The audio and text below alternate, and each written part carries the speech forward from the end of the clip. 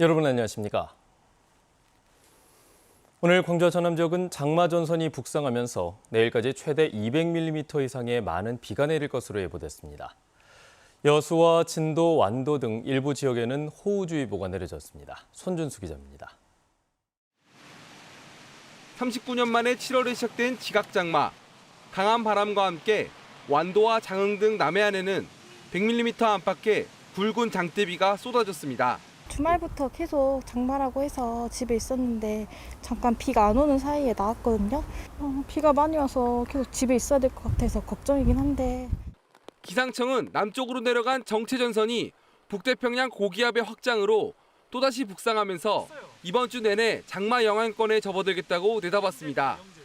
오는 11일까지 우리 지역은 장마 전선의 영향으로 장맛비가 이어지면서 많은 비가 오겠습니다. 이 장마 전선은 남북으로 폭이 좁아 위치에 따라 강수 지역과 강수량의 변동폭이 크겠습니다. 특히 해안 지역에는 강풍과 높은 파도뿐만 아니라 모든 해상에서 바다 한계로 가시거리가 매우 짧은 곳이 많아 철저한 대비가 필요해 보입니다. 기상청은 지금까지 내린 많은 비로 인해 하천에 물이 불어나고 지반이 약해졌다며 앞으로 많은 비가 내릴 것으로 예보된 만큼 안전사고 등에 각별히 유의해야 할 것을 강조했습니다. KBS 뉴스 손준수입니다. 광주시가 여름철 집중호우 기간에 무단 폐수 배출 등 불법 행위를 차단하기 위해 합동점검에 나섭니다. 광주시는 오는 7일부터 일주일 동안 구청과 영산강유역환경청 등과 합동으로 고농도 수질오염 물질 또는 폐수를 다량 방류하는 업체 40곳을 대상으로 무단 배출 시설 설치와 법기준 준수 여부 등을 점검할 계획입니다. 이와 함께 다음 달에는 환경 관리 능력이 떨어지는 업체에 대해 광주 녹색환경지원센터와 함께 시설, 공정 진단 등의 기술 지원을 할 예정입니다.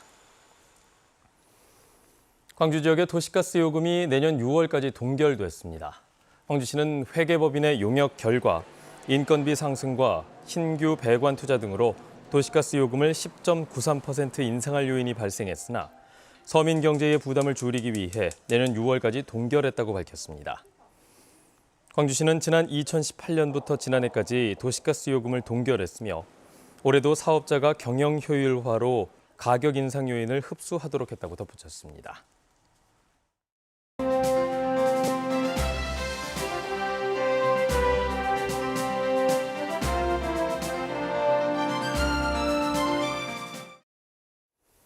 지난 겨울 전남을 비롯해 전국 곳곳에서 조류 인플루엔자 AI가 발생해 양계 산업에 큰 타격을 줬습니다. 이때 오른 달걀값은 아직도 고공행진을 계속하고 있습니다.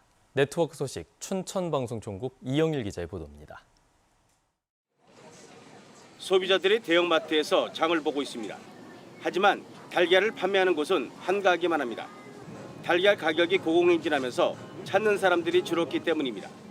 계란값이 너무 많이 올라가지고 좀 사기가 부담스러운데 그래도 안 먹을 수는 없고 한 판씩 사긴 하는데 계란값이 좀 많이 내렸으면 좋겠어요. 조류 인플루엔자 AI 발생이 한동안 잠잠해졌는데도 달걀 가격은 떨어질 기미를 보이지 않고 있습니다. 꼭 1년 전 달걀 30개 한 판 가격은 5,000원 정도였습니다. 그러다 지난해 말부터 오르기 시작하더니 지금은 7,500원을 넘겼습니다. 1년 사이에 47%가 오른 겁니다. 값이 오른 건 지난해 11월부터 기승을 부린 AI 때문이었습니다.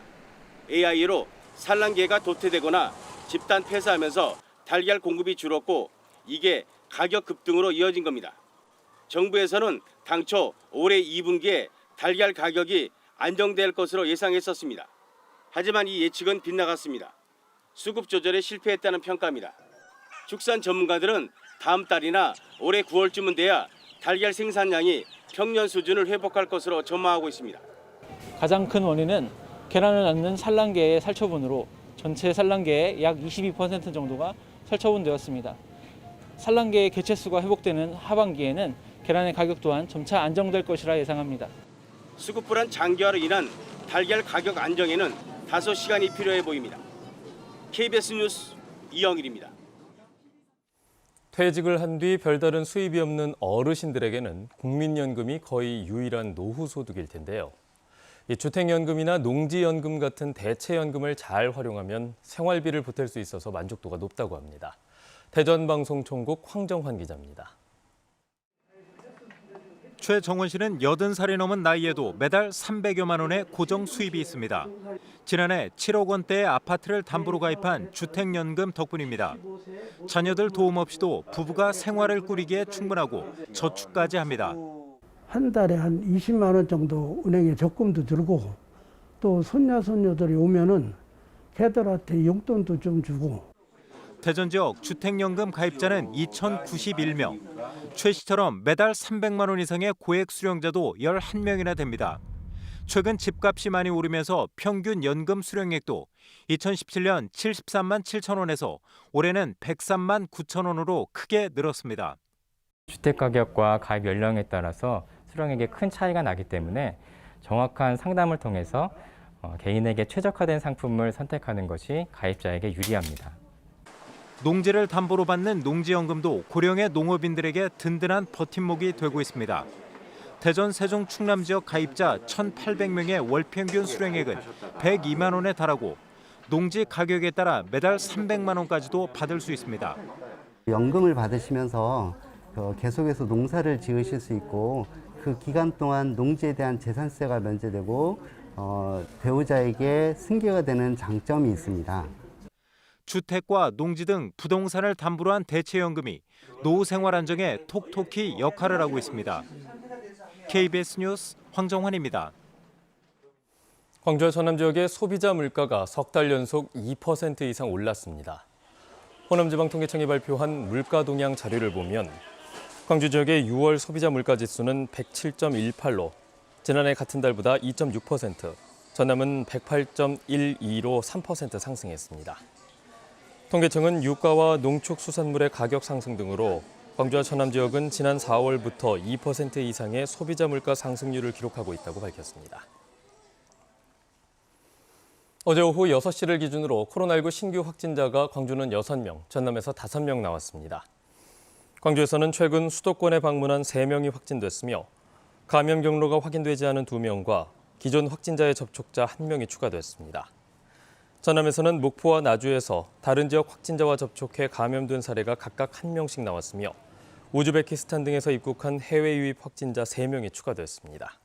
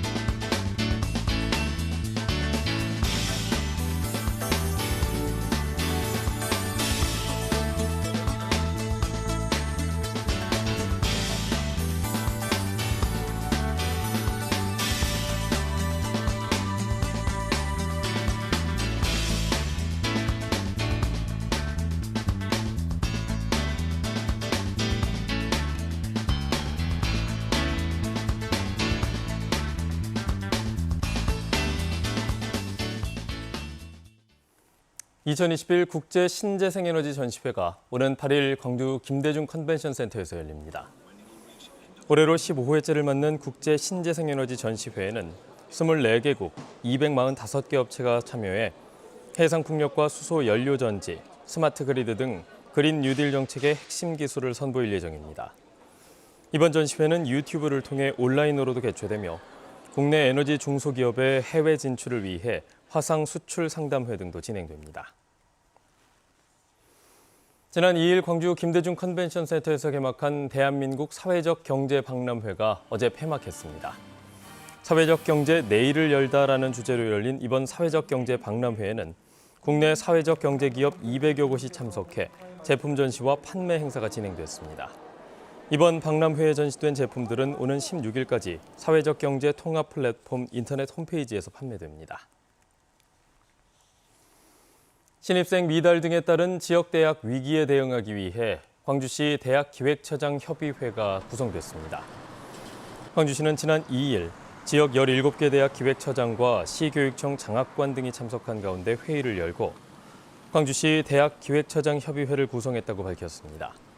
광주시와 대학기획처장협의회는 지자체와 대학 간 협업체계 구축의 첫 출발로 앞으로 수시로 소통을 하면서 청년 인구 유출 방지와 지역 대학 위기 극복에 공동 대응할 예정입니다.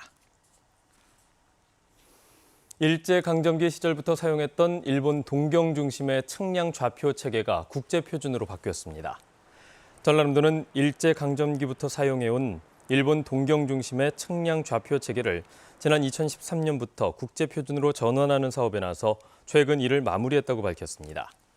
일본 동경 중심의 측량 좌표 체계는 국제 표준과 남동쪽으로 365m의 편차가 있어 토지 불부합 사례가 잇따랐습니다. 장성군이 지금까지 505억 원 규모의 지역 화폐를 발행한 것으로 집계됐습니다. 장성군은 올해 코로나19 재난지원금과 농어민 수당 등 정책자금 100억 원을 지역 화폐인 장성 사랑 상품권으로 지급하면서 2019년부터 올해까지의 누적 발행액이 505억 원에 달했다고 밝혔습니다. 장성군은 또 상품권 가맹점 증가는 물론 판매 대행점도 확대된 데다 카드형 지역 화폐까지 도입되면서 발행 규모와 이용자 역시 크게 늘어날 것으로 기대하고 있습니다. 전라남도가 취약계층의 체험 활동을 돕기 위해 체험사업 건강꾸러미 공급 사업을 지원합니다. 공급 제품은 반려식물 키우기와 천연 염색 마스크 만들기 등 50여 가지이며 지급 대상은 노인과 장애인, 아동 등 복지시설에 있는 7만여 명입니다. 지원을 원하는 시설에서는 전라남도가 운영하는 온라인 쇼핑몰 남도장터에서 신청하면 됩니다. 광주 광산구청이 여름철 폭염과 태풍, 집중호우 등으로 인한 농업재해를 예방하기 위해 상황실을 운영합니다. 광산구청은 오는 10월까지 농업재해대책 상황실을 운영해 기상 상황과 재해 취약 지역을 사전 점검하고 재해 발생 시 신속한 피해 상황 파악과 응급 복구를 추진할 계획입니다. 프로축구 광주FC가 후반기 경기력 향상을 위해 목포에서 오는 10일까지 전지훈련을 진행합니다. 광주FC는 휴식기를 맞아 이찬동, 여봉훈 등 부상 선수의 컨디션 향상과 조직력 강화를 위해 엿새간의 전지훈련에 돌입한다고 밝혔습니다. 광주FC는 전지훈련 기간에 2차례 연습 경기를 가진 뒤 오는 21일 강원FC와 홈 경기를 치를 예정입니다.